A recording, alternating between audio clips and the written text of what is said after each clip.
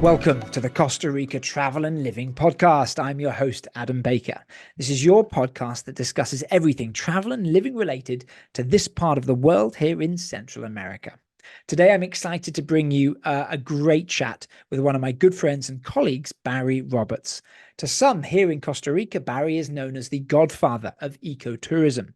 He coined the phrase and thus the movement back in the late 70s. And for the past 40 years plus, Bary has played a huge part in the success of this movement and the success here in Costa Rica of globally positioning Costa Rica as a green destination. We have a great chat discussing the differences between ecotourism, sustainable and regenerative tourism models, where Costa Rica is right now and where we might be in the future, and how do we get there. Please don't forget to give us a like if you're enjoying these episodes. And of course, please do hit subscribe to wherever you get your podcasts so that you never miss another episode. So without further ado, let's get chatting with Bary on everything ecotourism related.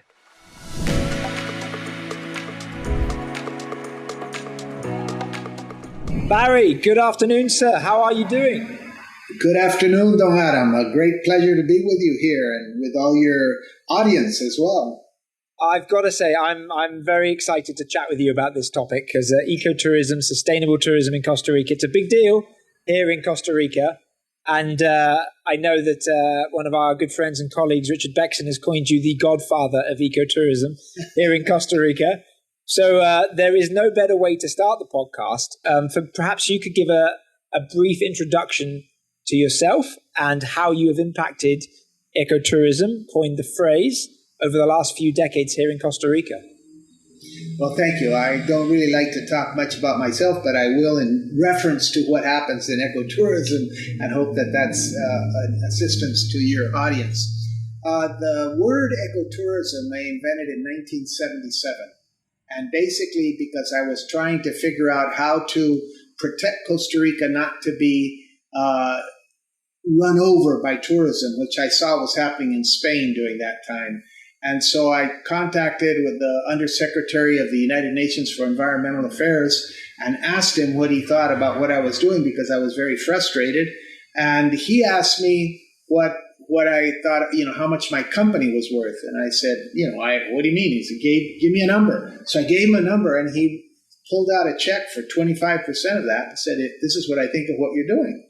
And so if you want me to be a partner for that amount, we'll do it. We went the next day and we put 25% of my company, Tikal at that time, in his company. He had a company in Costa Rica already called Eco Development.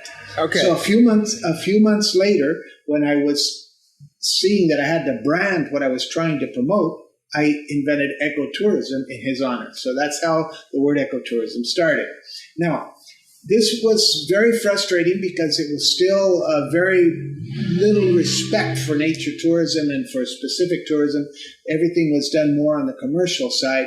And it wasn't until 1986 that we got the backing of some strong Canadian charter companies that started looking at our product and started including our eco safaris. And we built an Ecolodge in 89 to tend this kind of stuff. We created the first course for naturalist guides in 1989 as well, to be able to help develop this whole process. And then in 1994, we came to the conclusion that although we were doing very well in ecotourism, that it was a good concept, we were very much oriented towards nature and becoming successful financially, but we were not including the communities enough.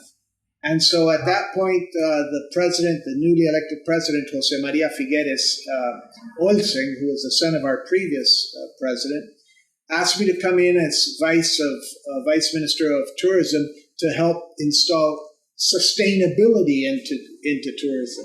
And that started us, and that's why we got onto the sustainable tourism concept, which was a lot more concentrated on developing the communities and developing the social part of it. So that was a very good balance. And that was the first time when we started really developing some of the concepts in a more cohesive way. But remember, it was very small at that time. At that time, we didn't even have 1 million tourists a year. And so we all knew each other, and we all sort of worked together and tried to get things going very well. At that point, tourism started really sprouting like crazy because thousands of little companies were being born under this experience, to the point where probably now we have about 36,000 different little tourism companies around the country. Yeah. And 90% of them are what we call MIPIMES, which are micro, medium, and small companies.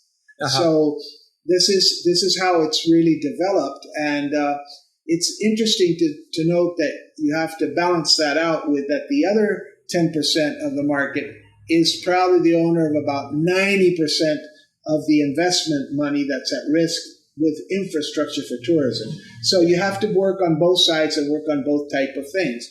But what is really important to point out is that although we'd love to say we were really God's gift to mankind and that we were so able and so smart and so strategic that we developed this, the truth of the matter is Costa Rica, what really it knows how to do is how to read what people were looking for.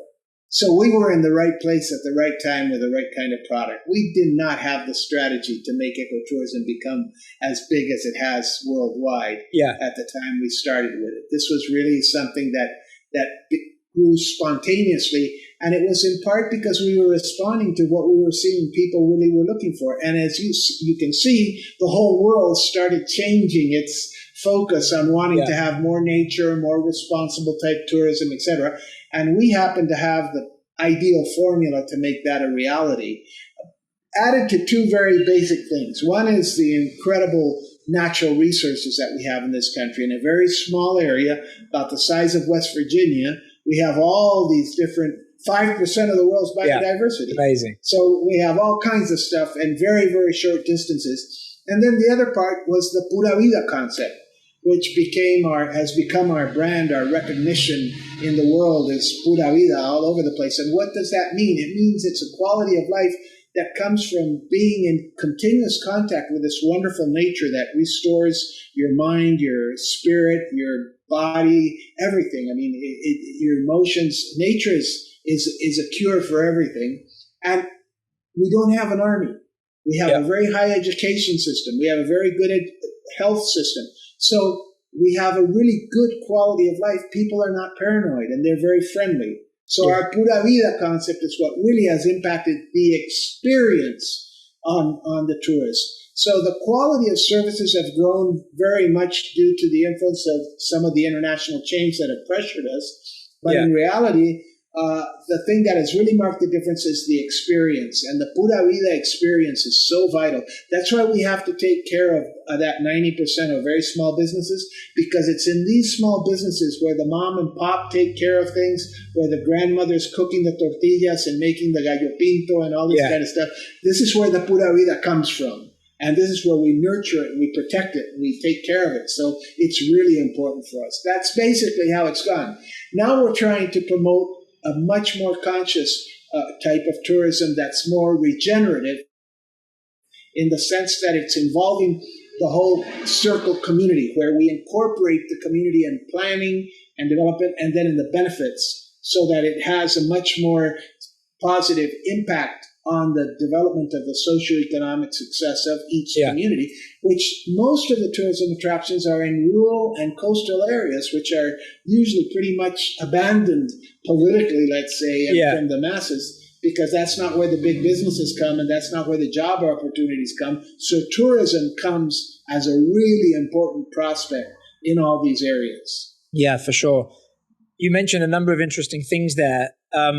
And I would like to understand, because there's a lot of terms that have grown out of this term ecotourism. Now we have the ecotourism model, sustainable tourism models, and now more recently regenerative tourism models. Can you talk a little bit about each one of those, how they differentiate from each other, but also understanding what does it mean? What does the ecotourism word mean?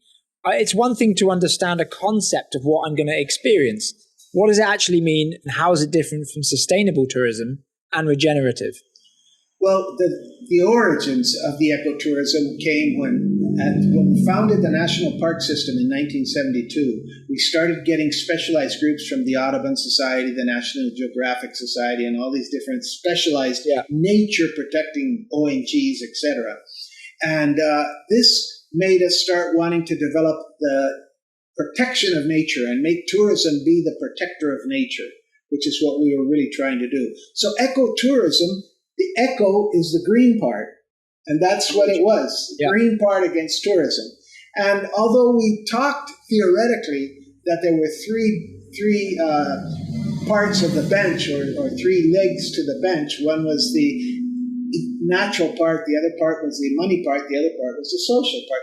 But we never really did incorporate that much. It wasn't until we started then sustainable tourism, where we started thinking a little bit more long-term. We started thinking a bit more planning, doing a little bit more planification and stuff like that, strategic planning.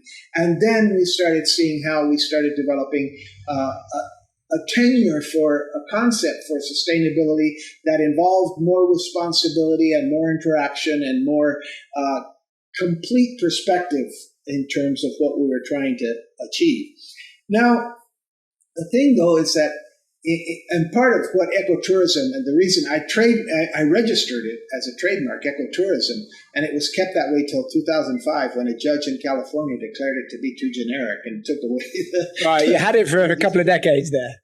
We had it for a couple of decades, which was fine, but because I did it to protect Costa Rica and to protect from greenwashing, what we call the greenwashing effort, where people try to make money off of it without really being responsible about it.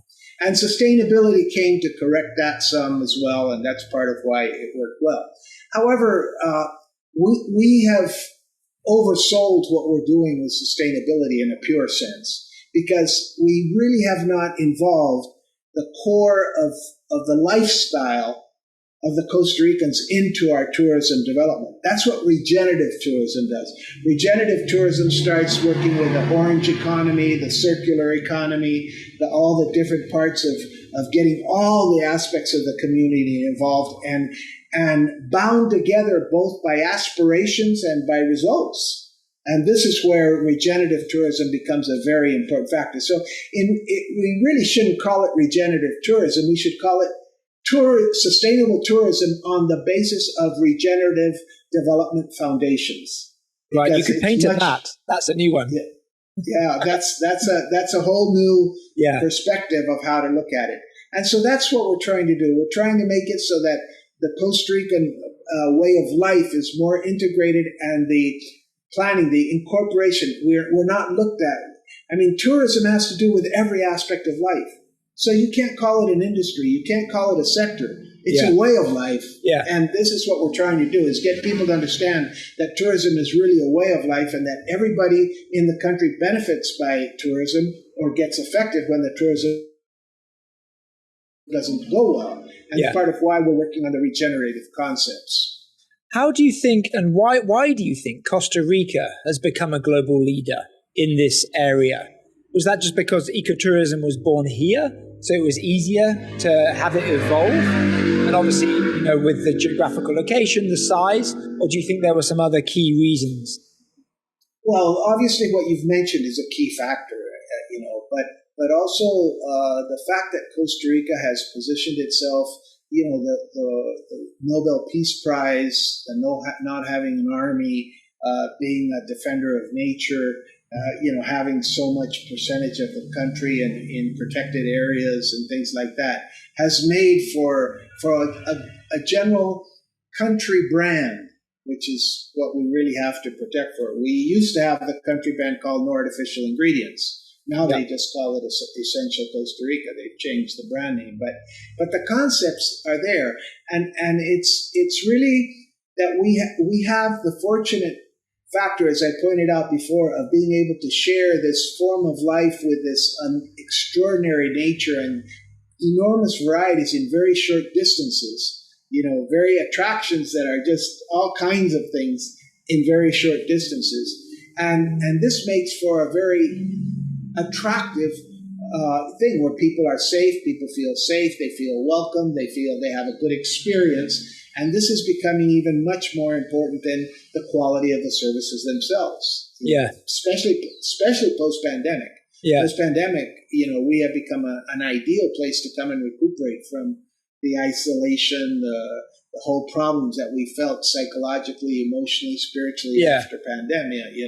Costa Rica is an ideal destination in that sense. So we've had a lot to do with that. We've been very effective in marketing also. We've been very effective positioning marketing, promotional marketing for the country, positioning the brand, which has been really great. But it's important to know that, and this is very interesting to know, that at least 70% of the people who come to Costa Rica come by word of mouth, not because it's the results of any strategic marketing plan huge or number, anything right? like that. Yeah. And hey, it's a great majority, 70%, So that's an important thing that tells you that we are in the right place at the right time with the right product. Yeah. And the proper experience for people. Yeah. Were you surprised about the scale of expansion of the term ecotourism globally? You mentioned the California judge in 2005, and that was nearly 20 years ago. But right now, that you could tell that to most people looking for a vacation, and it could be on their mind somewhere. They probably heard the term. Was that a surprise? Oh, yeah. Well, it was surprising. We never expected it to be that way. We never planned for it to be that way. But when you look at it within the global context, and you see, as we pointed out before, that the whole market, tourism is a market-driven business. There's only so much you can do by presenting a specific attraction. That will wear out after a certain point. But to have repeat business and continuous growth only comes from having the capacity to have a private, personal experience for each tourist. Yeah. And this is something that we've been developing in Costa Rica, and this has made the big difference as far as I can tell. But the whole market has been changing in that direction. Now, when you're going to travel now, yes, you look at what kind of hotels you're going to go in, and if you're going to go by plane or by bus or by train or whatever, you look at all the details and service details and stuff like that.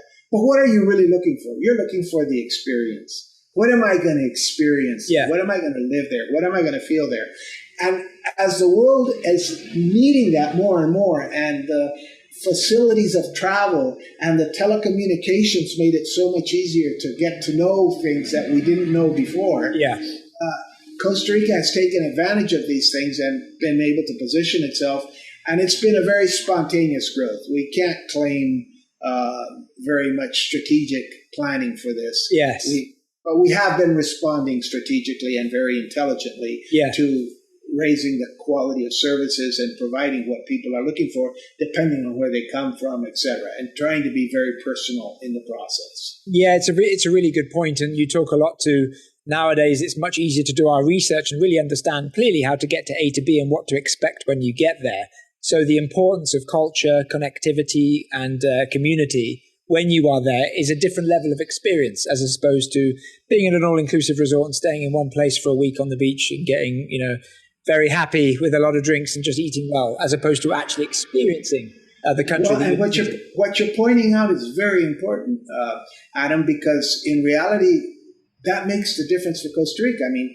All the nature that we have, you can find in other places. I used to go to Brazil and ask them how much it take them to get to know the Amazonian, and they'd say 2 weeks, and the beach is 2 weeks, and this 2 weeks. I say, well, come to Costa Rica in 1 week, I'll show you all of Brazil. Exactly. Yeah, exactly. To show you the variety of things that we have. Yeah. But there's a lot of other places that can compete with us with nature. In Asia, in Central America, in South America, in Africa, and other places compete with us in a lot of ways. But what you pointed out is how all the different aspects of life get involved in the experience, and that you can't imitate. Costa Rica has its own private brand that nobody else can repeat. Yeah, because we are the way we are, and we have all the idiosyncrasies of our culture in the way we have them. That makes a difference. That does play a big part into the pura vida, the happy culture of the country. It's a question here that's kind of it's a two-part question. What role do local businesses play in promoting sustainable tourism here in Costa Rica? And then how does that benefit the local communities? Not just the wildlife necessarily, the eco part, but also the local communities. Well, let's say this is a process, okay? That this is something that's going in process and that we need to work an awful lot on, because the great majority of the companies, to be real frank with you, they saw as the demand for the ecotourism concept or the sustainable tourism concept started growing, they saw that that was a niche where they could go in and provide things and make some money off of it. Of course. So it was not the altruistic idea of, oh, let's be sustainable, let's do this, let's I'll do just that. jump on the bandwagon. Yeah. But we've been able to understand and educate our people to the fact that, for example, we need to invest in our national parks and in our protected areas to make them conserved, protected properly, and maintained properly. But at the same time, then we need to produce funds for them to be able to maintain themselves, because they don't have the funds to do it. So the best friend for nature in Costa Rica is tourism, because we are the main supplier of funds to get to do things in the areas. And that has an awful lot to do with it. But the companies are developing more and more responsibility because they're seeing the demand requiring it more. So we're a product of the demand pressuring us to do more in that sense. And that's good, and that will continue. And I think it's a continuous growth story where we invent new ways of being sustainable and people start demanding more ways of being sustainable. And we go like that. And I think it's a mutually beneficial process for all of us that will help the country and will help the tourists when they're coming here. Yeah, no, for sure, I agree. Speaking of, what are the principal challenges that you find that is associated with balancing tourism growth whilst at the same time environmental conservation? Because that's not easy. No, but actually environmental conservation is probably one of my least of the worries, because our companies and our people who are active in this, the guides and everybody else, are well aware that nature is our main attraction.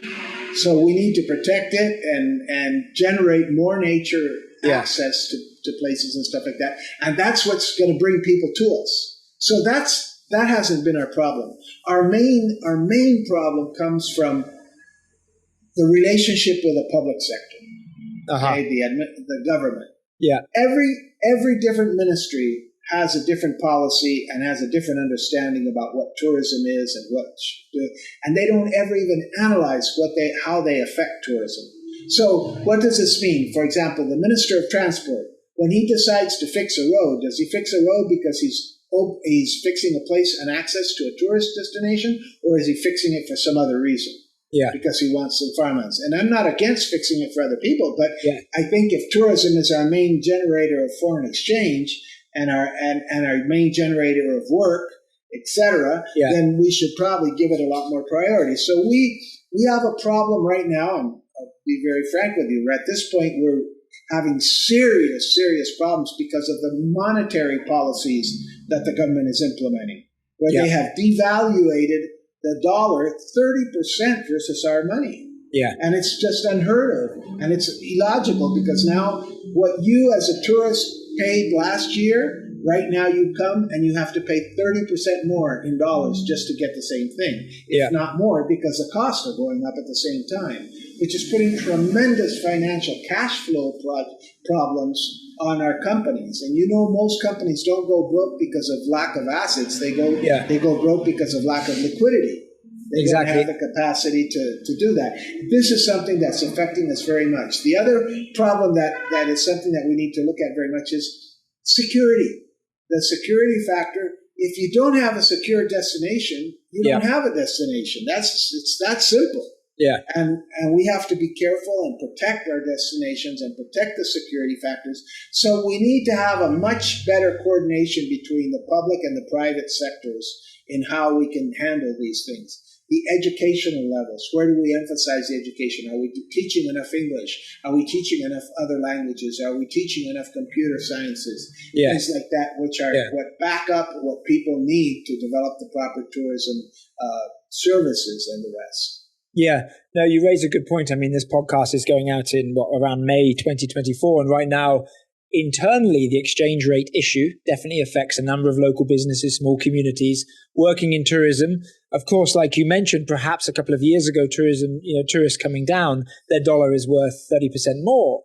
But that may not be immediately noted. I remember when I came to Costa Rica first time 20 years ago, it was a little bit less, and it's slowly been, growing as then how it impacts the local communities. You don't feel it as much when it's such an impactful drop-off so quickly. And then we get the sector that is obviously in the situation that we find ourselves in, in a difficult spot, trying to understand how we balance this moving forward. You kind of touched on it with this government, right now. But how can policymakers and stakeholders generally work together to enhance these sustainable practices here in Costa Rica? Well, you've worked with a number of governments, right, over the last few decades. All of them. Yeah. We've worked with all of them because we're an integral part. We need to go hand in hand with the public sector to be able to have the success that we've had. And fortunately, we've been able to do that until recently. So it's been a good thing. Yeah. But that's precisely why we're promoting to get formalized a law that establishes the national policy of tourism. Okay, Política Nacional de Turismo, which makes for all the different entities that get funding from the government to include in their strategic planning the goals and objectives of tourism. And it declares tourism of national interest because it is the greatest generator of foreign exchange. It is the largest employer, etc. So there's a lot of reasons for that, and that would then eliminate the problems. You have, for example, I'll give you something that may make it a little easier for you to understand. If we have a plague and the Ministry of Health doesn't deal with it, and people start getting dengue or cholera or stuff like that, you lose your tourists. It's that simple. Yeah. So those are very clear examples on a large scale, but we have 84 different municipalities around the country. Only 3 of them have some kind of tourism knowledge and plans. The rest don't. Yeah. And they can be either your worst enemy or your best friend because they establish what they authorize you to use the land for, where they're going to give the services, the cleaning services, the light services, the security services, et cetera, et cetera. So it's very, very difficult in a small country to have so many different ways of doing things without a proper coordination. And that's one of the biggest obstacles that tourism has right now in terms of growing. But I mean, it's something that we just have to learn to deal with and grow with and adapt with it until we can be more successful than what we are. And we need to do that because we're losing. The problem here is we're losing competitividad. How you would say that? Competitivity. Yeah.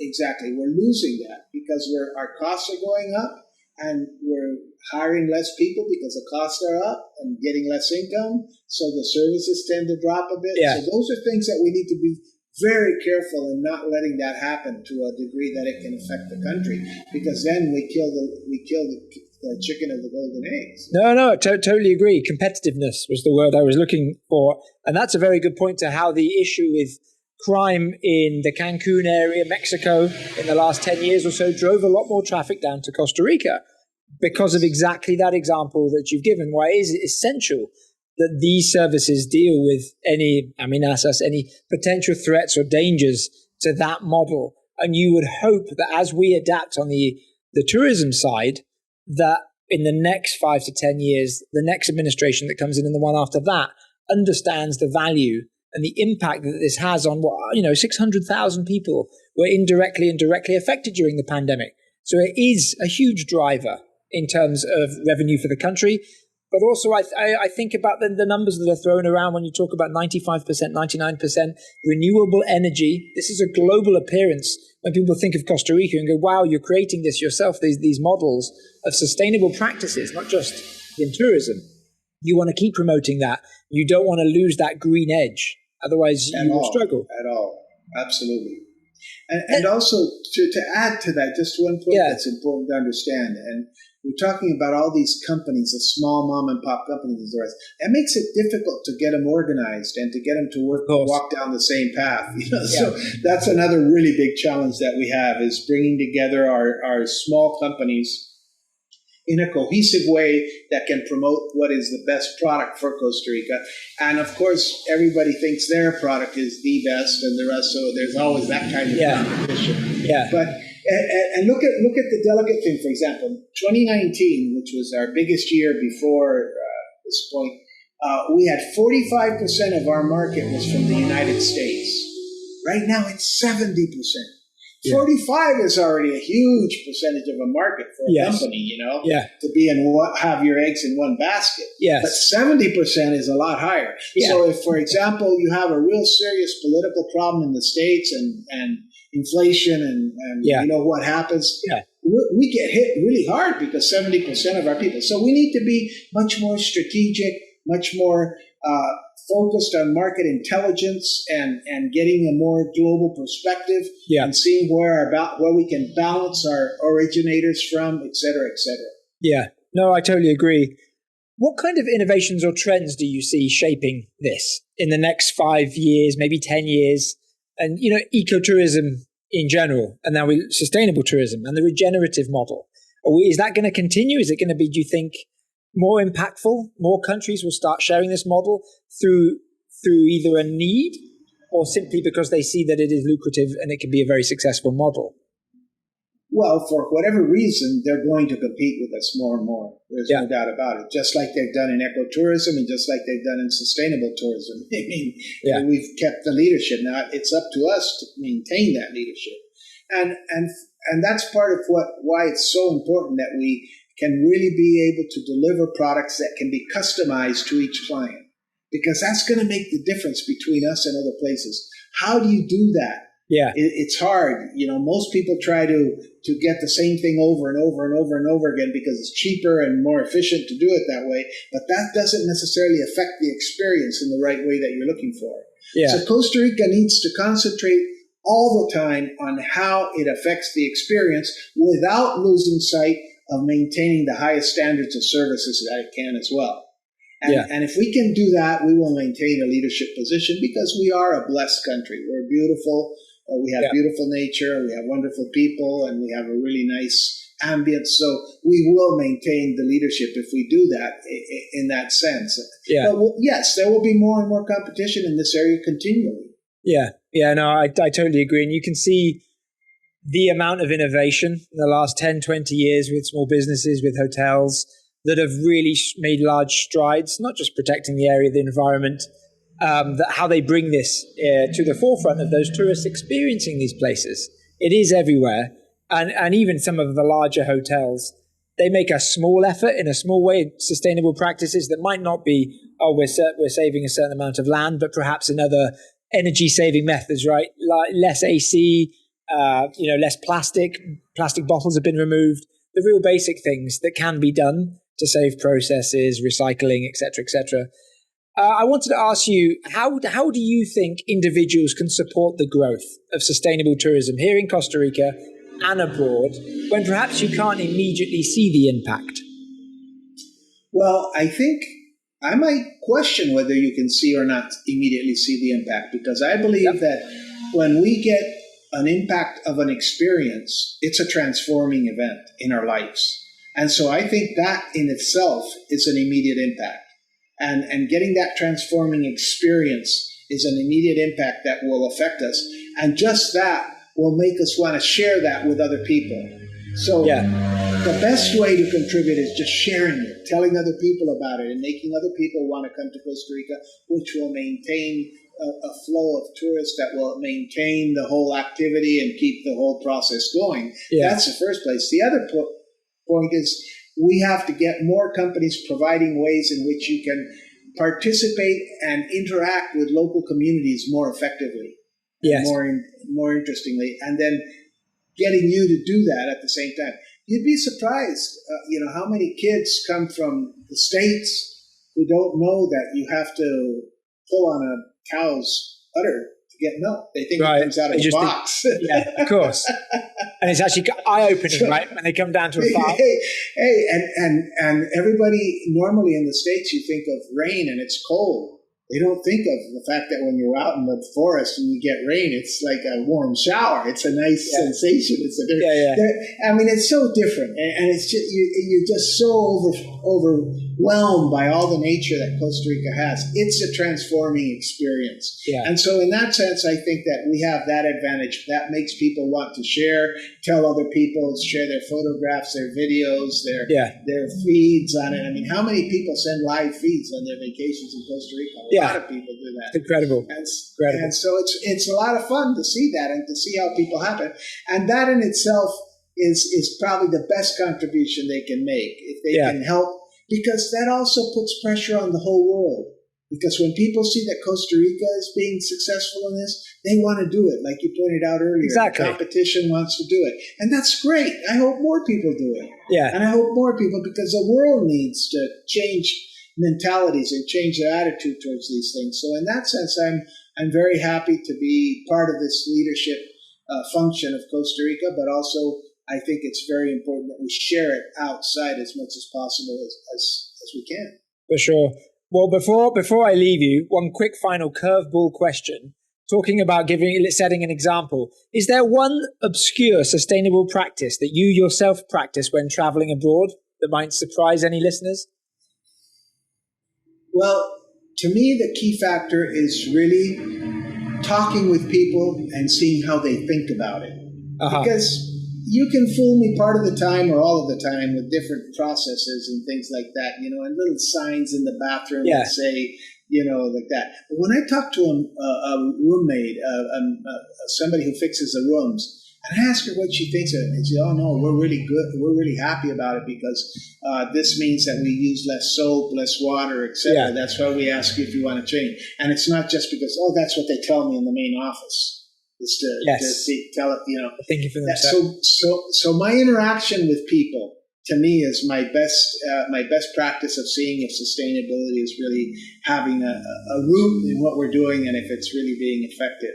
And when I travel around Costa Rica, I'm continuously asking all the people that I come into contact with, and they say, "Why does this guy ask me this?" The waiters at the restaurant, "Why does this guy ask me this?" There you go. But that's I think maybe one of the most effective tools to see if sustainability is really being taken seriously or not. And the power of conversation and word of mouth, it can reach a lot of folks that way.